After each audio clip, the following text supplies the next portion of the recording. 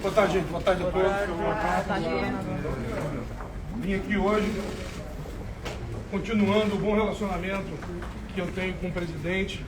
Na verdade, eu, desde a eleição de 2019, de 18, e depois como governador, todos sabem que no primeiro dia, eu já falei com o Flávio, havia uma questão no Rio de Janeiro que foi encerrada naquele primeiro dia, e o Rio de Janeiro, a partir daí, só cresceu.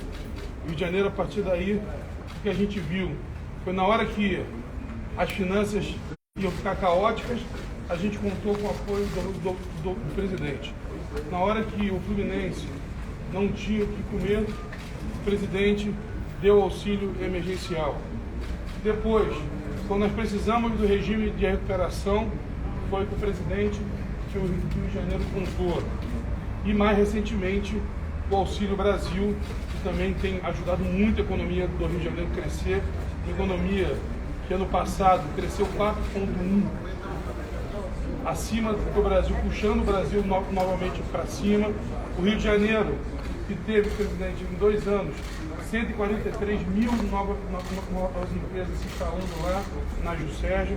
Um Rio que teve um crédito no CAGED de mais de 258, se recuperando. O Rio de Janeiro, que tomou a decisão de não ingressar com ação contra a redução da gasolina e de outros itens, e fez a maior redução do Brasil. Outro dia saiu uma matéria no Jornal Globo, onde nós tivemos uma redução média de 32,5%, e agora, mais recentemente, uma negociação que está muito avançada, que é levar a EF-118 até o Porto do Açu, que vai tornar o Rio, sem dúvida alguma, o maior centro de fertilizantes do Brasil, através do Porto do Açu, além de colocar o Porto do Açu na rota do agronegócio. Dito tudo isso, eu, como sou do partido do presidente, sou apoiador do presidente, não tinha como não vir aqui e tentar me esforçar muito para o Rio ser a capital da vitória da eleição do presidente Bolsonaro. Então, presidente, mais uma vez aqui, não preciso lhe franquear o meu apoio, porque esse eu já tenho desde sempre. Mas dizer aqui que o Rio de Janeiro vai se esmerar. Já tivemos mais de 800 mil votos de frente e agora vamos sacramentar a sua vitória, começando pelo Rio de Janeiro. Eu, como governador reeleito, lhe agradeço tudo que o senhor fez. Não tenho a menor dúvida que o que fez o Rio crescer e me dar essa votação expressiva foi muito do que o senhor me ajudou ao longo desses últimos 2 anos. E como a gente diz, muitos dizem, alguns não praticam, mas gratidão não prescreve, e eu pratico isso, de gratidão realmente não prescrever, e rumo à vitória do presidente Bolsonaro, e vamos tentar fazer do Rio de Janeiro a maior diferença no Brasil. Sempre tivemos um muito bom relacionamento com o Rio de Janeiro, desde quando o Cláudio Castro assumiu. Passamos momentos difíceis juntos, como o da pandemia. Atendemos o que foi possível, todo o Brasil. O Rio de Janeiro não foi diferente. Por ocasião da pandemia, repassamos recursos sobre previsão de perda de arrecadação por parte do Rio de Janeiro. Os programas Pronamp bem garantiram milhões de empregos em todo o Brasil. O Rio tem uma rede hoteleira muito grande e atendeu em especial a esse setor, bem como os bares também. Por ocasião da pandemia, criamos um auxílio emergencial de R$600, que fez com que a economia não colapsasse, além de outras parcerias com o nosso estado, o Rio de Janeiro. Essa oficialização do apoio, que já existia com o Cláudio Castro, mais uma tranquilidade para a gente, e nós queremos continuar esse bom relacionamento, que quem ganha é o Fluminense, morador do Rio de Janeiro, e ganha o Brasil também, porque lá é a capital de muita coisa do nosso estado do Rio de Janeiro, e vai ser agora, segundo o caso, a capital da nossa reeleição.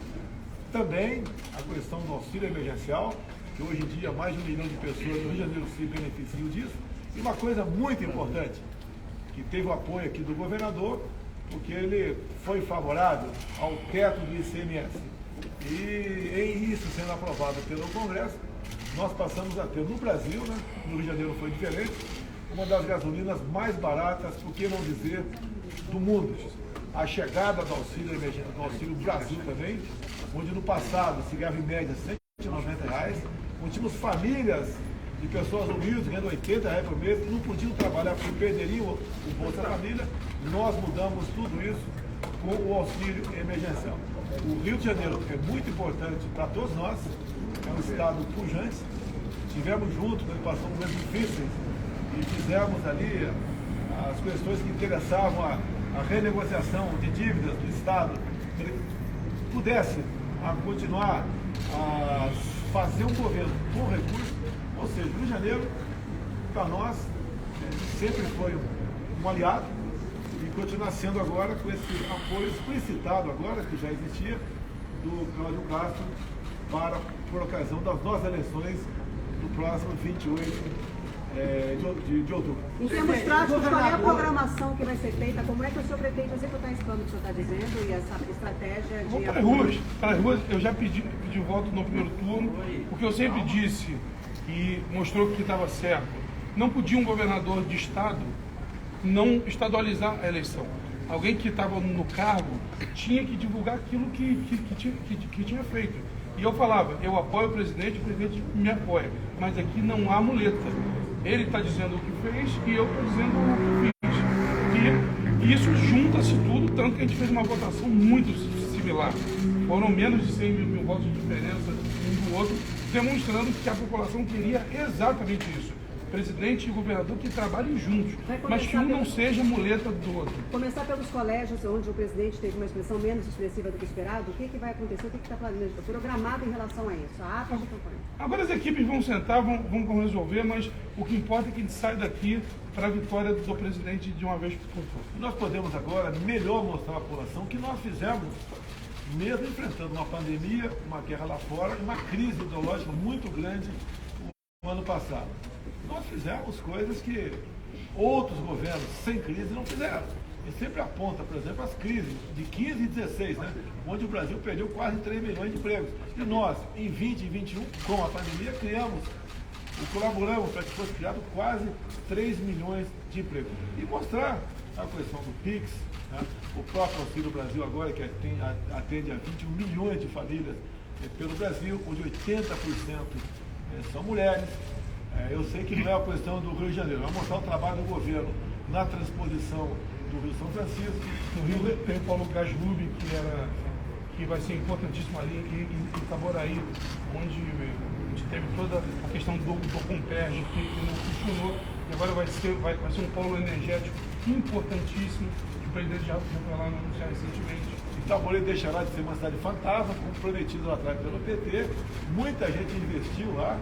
E depois, com a falência, né, que devia estar arriscando o mais barato possível, né, naquilo conhecido como Petrolão, muitas pessoas perderam tudo que havia investido naquela cidade.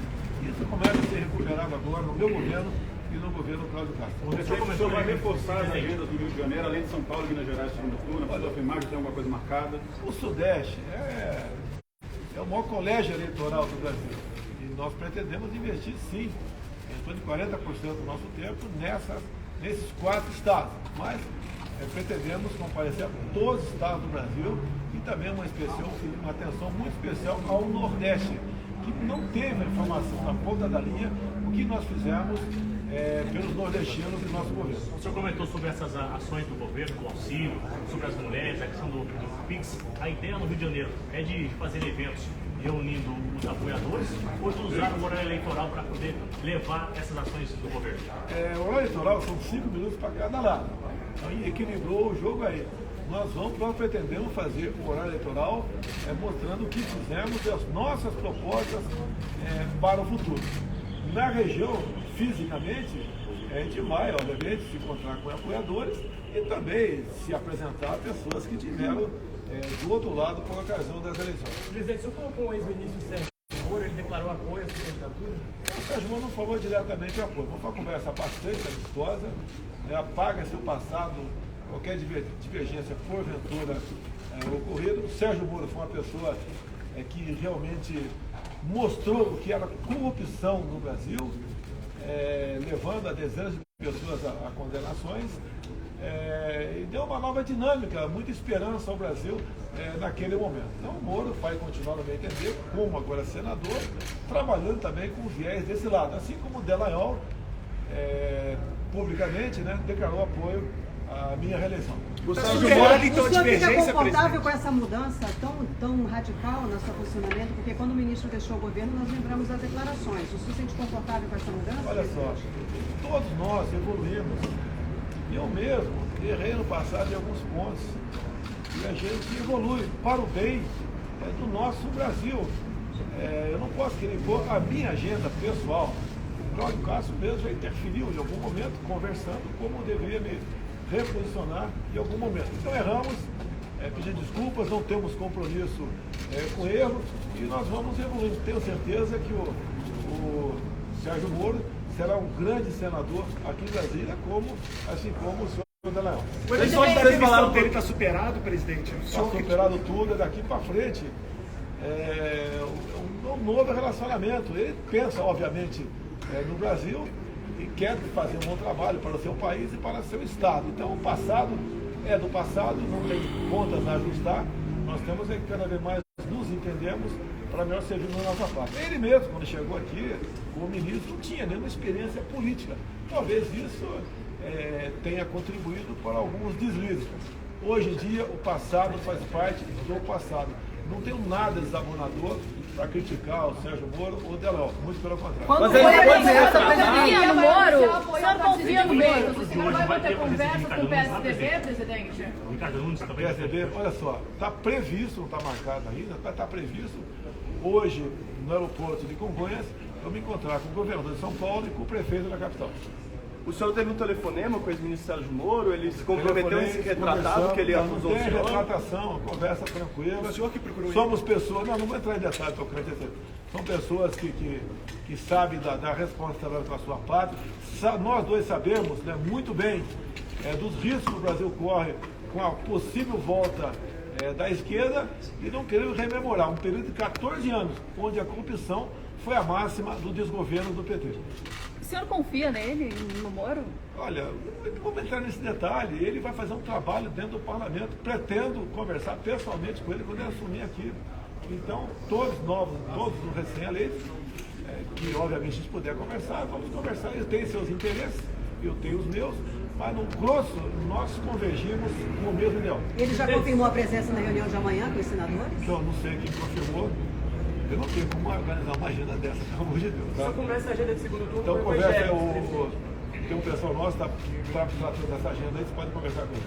Só conversa a agenda de segundo turno com o Evangelho. Eles devem fazer parte de grande parte aí da sua agenda? Devem propor... Não, continua os evangélicos, assim como você pode ter notado nas redes sociais, os católicos entraram também nessa agenda, porque temos coisas em comum.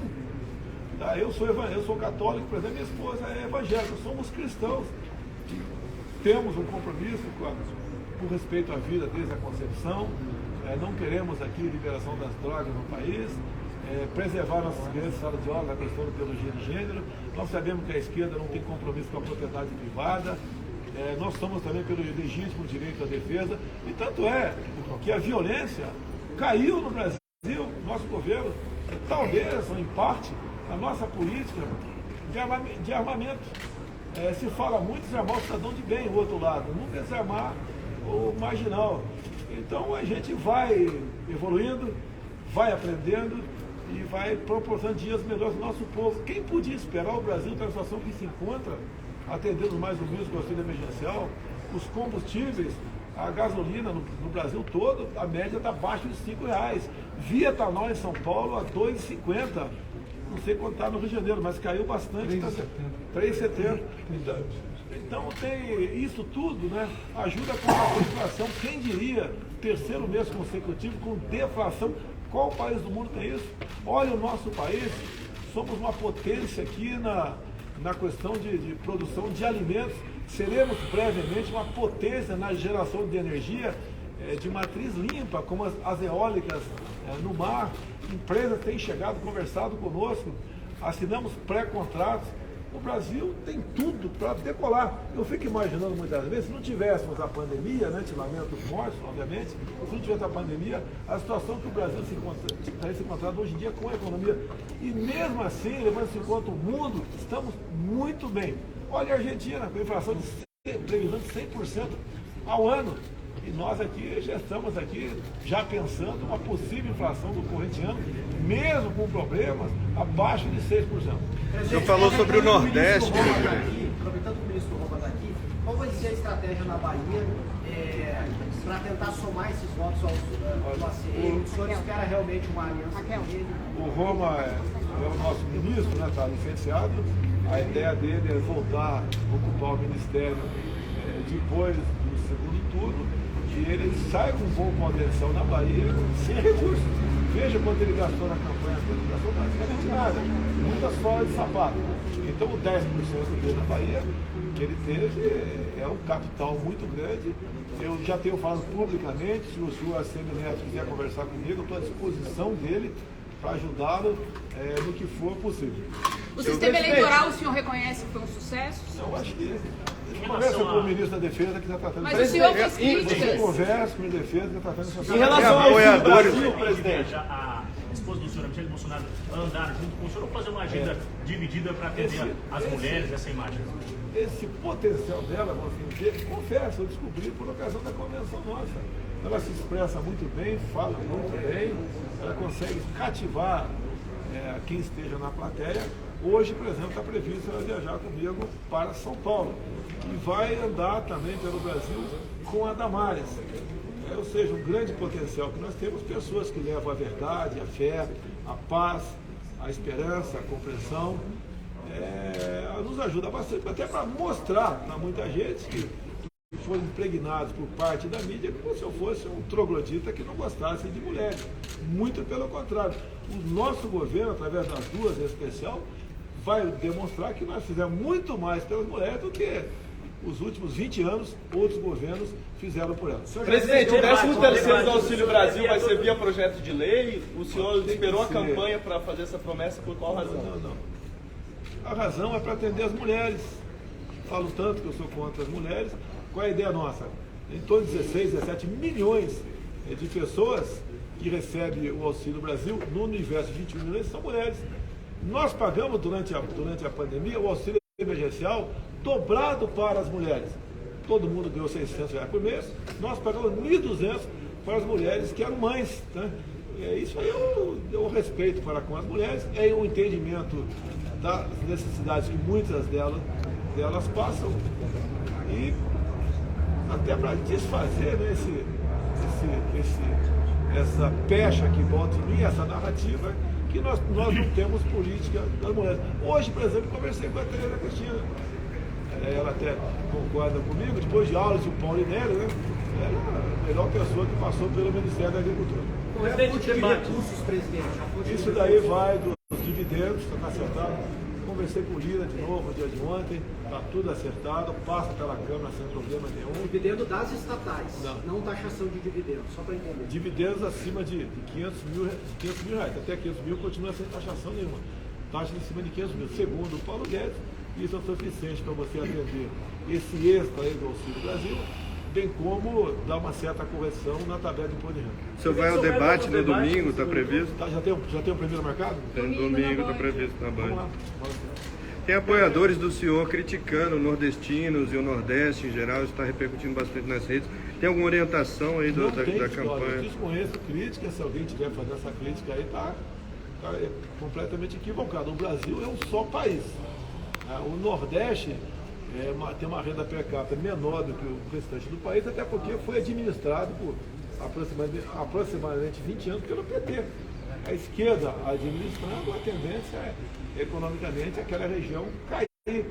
O Nordeste é Brasil, inclusive a questão das eólicas offshore está bastante adiantada essa proposta, vai ser reindustrializado o nosso Nordeste e também, né, o Nordeste é exportador de hidrogênio verde. Presidente, o senhor está com o senador eleito Santa Catarina ao lado, vocês conversaram hoje, tem previsão de agenda? Já conversei com o Jorge Seif aqui, ele se intitula Meu 06, né? Fez um trabalho excepcional à frente da Secretaria da Pesca, vai potencializar no final de ano a negociação com o Parlamento Paraguaio, para que nós possamos praticar a piscicultura no Lago de Itaipu. Segundo o Jorge Seife, nós podemos aumentar em 40% a produção de pesca. Se você conversar com qualquer pescador do Brasil, né, em especial aquele que está na costa, você vai ver os benefícios que ele levou para essa categoria. A própria votação dele lá, quase 100%, né, dos pescadores, foi para ele. E, obviamente, é uma pessoa que sabe se comunicar. Foi uma descoberta. A Secretaria da Pesca, o Ministério no passado, o pessoal só sabia a questão do seguro-defesa, a questão do Jorge Seife, falava na campanha de 2018 que ia acabar com o seguro-defesa, nós mantivemos e também conseguimos seguro-defesa para as marisqueiras, ou seja, as mulheres que apanhavam aí caranguejo nos mangues, passaram a receber também o auxílio, o seguro-defesa. Trabalho em grande parte do Jorge Seife e da própria Tereza Cristina. Presidente, o senhor quer revisar o teto de gastos caso seja reeleito? Tem um prazo para ser revisto, tem um prazo na própria emenda da Constituição. Isso aí, como sempre costumo dizer, eu não dou palpites, porque um palpite meu mexe na bolsa, mexe no dólar. Primeiro eu converso com o respectivo ministro. O Paulo Guedes, conversei com ele ontem, ele está aberto aí a participar de programas para discutir economia. Uma excelente pergunta para fazer com o Paulo Guedes, que foi um gigante por ocasião da pandemia. Nós gastamos 700 bilhões de reais em 2020, uma parte disso foi para governadores, para prefeitos, independente do partido que era esse governador ou esse prefeito, e não abalamos em nada a nossa economia. E o Paulo Guedes, se não o melhor, um dos melhores ministros da economia do mundo. O Ministério do Planejamento pode ser recriado? Aí isso aí tem com o Paulo Guedes. O que eu conversei com o Paulo Guedes é recriar o Ministério da Indústria, Comércio e Serviços. Isso que eu conversei com ele. E quando assumi esse compromisso, falei na FIENG, a Federação da Indústria de Minas Gerais, e o ministro, para ocupar essa pasta, né, seria o indicado pelos próprios interessados, o pessoal da Indústria e Comércio. Rogério Marinho é um bom nome para o planejamento, presidente? Muitos aliados defendem. Não sei, eu não falei de planejamento ainda. Então esse ministério que está acertado, uma possível reeleição, uma certeira reeleição, acho que é respirar. Até porque o Paulo Guedes incorporou 5 ministérios, uma carga muito pesada. Fez um trabalho excepcional. Além da liberdade econômica veio de lá, o PIX em acerto com o Banco Central veio de lá, os programas Pronamp e BEM vieram de lá, se bem que a participação do Jorginho Melo de Santa Catarina também é essa questão. Ou seja, eu acho que o grande marca do nosso governo é escolher ministros pelos critérios técnicos, bem diferente do que aconteceu no passado, e dar liberdade para o ministro trabalhar. O que o senhor acha que pode ser decisivo, presidente, para tirar essa diferença de 5 milhões de votos? O que é que pode ser? Com certeza que a gente vai tirar mais de 1 milhão de votos agora com o apoio. Ele tinha a campanha dele, e agora vai ser integralmente para o nosso lado. Hoje de manhã fechei com o Zema. O Zema, acredito que a gente tira aí mais de 3 milhões de votos. Também em São Paulo. São Paulo também. Eu vou conversar agora com o atual governador e o prefeito da capital. Vem coisa de lá. É o que eu digo. Esses dias que faltam, né, até as eleições, até em debates, mostrar o que nós fizemos e também mostrar como é que está o mundo. E dizer para todos, a mudança é muito bem-vinda, mas a mudança, muitas vezes, ela pode piorar. E nós não queremos piorar o Brasil com essa mudança sendo anunciada por aí. Eu gostaria que vocês perguntassem para o candidato Lula quem seria, por exemplo, o chefe da Casa Civil dele, se vai repetir o Zé Dirceu ou não. Quem vão ser os seus mais importantes ministros. Vocês, o meu, vocês sabem. A grande maioria continuará, a não ser queira sair. Agora, do lado de lá, não é uma incógnita, é uma certeza que tem tudo para continuar dando errado, como deu errado de 2003 a 2015 o governo do PT. Então, o Ciro Nogueira manteria na Casa Civil. Ciro Nogueira, por favor.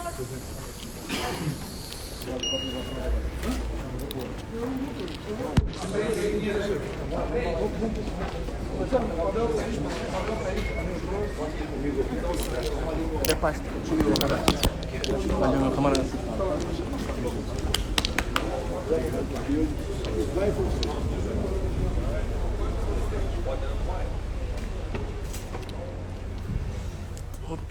Fala aí, meu camarada.